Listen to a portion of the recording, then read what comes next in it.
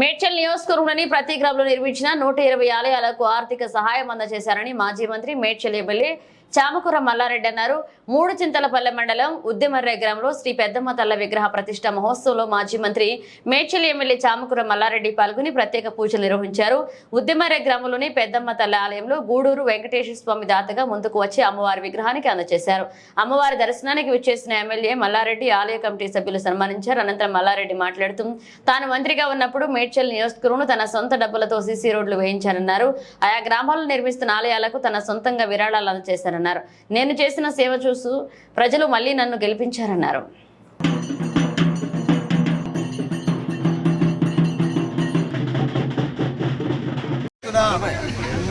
మేడ్చల్ నియోజకవర్గంలో ఎక్కడ పోయినా ఏ గ్రామం పోయినా చాలా సంతోషం అనిపిస్తుంది. ఎందుకంటే నా జన్మ ధన్యమైపోయింది. నేను మంత్రి ఉన్నప్పుడు 61 గ్రామాలలో ప్రతి గ్రామంలో కూడా మా అక్కలు చెల్లెళ్ళు ఎవ్వరికి కూడా మట్టి అంటొద్దని చెప్పి ప్రతి గ్రామంలో చిన్న చిన్న గల్లీలలో కూడా నా సొంతం డబ్బులతోటి రోడ్లు వేపించిన.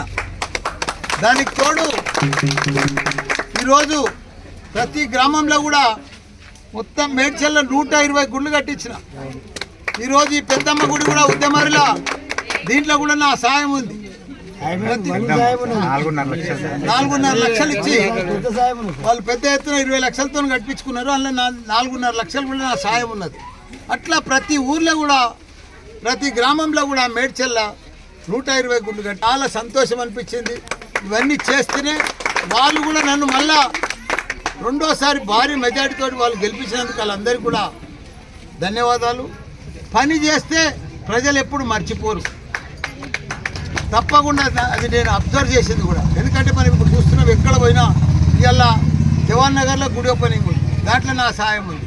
అట్లనే తుమ్ముకుంటలో పోయినా అక్కడ సాయం ఉంది. ఇవాళ మల్లన్న కాలనీలో పోయి దేవరియాంజాలలో అక్కడ కూడా మా హనుమల్ల గుడి ఉన్నది. అట్లా ఇవాళ 3 గుళ్ళు ఓపెన్ చేసింది. ఇవాళ కొత్తగా విగ్రహ ప్రతిష్ట.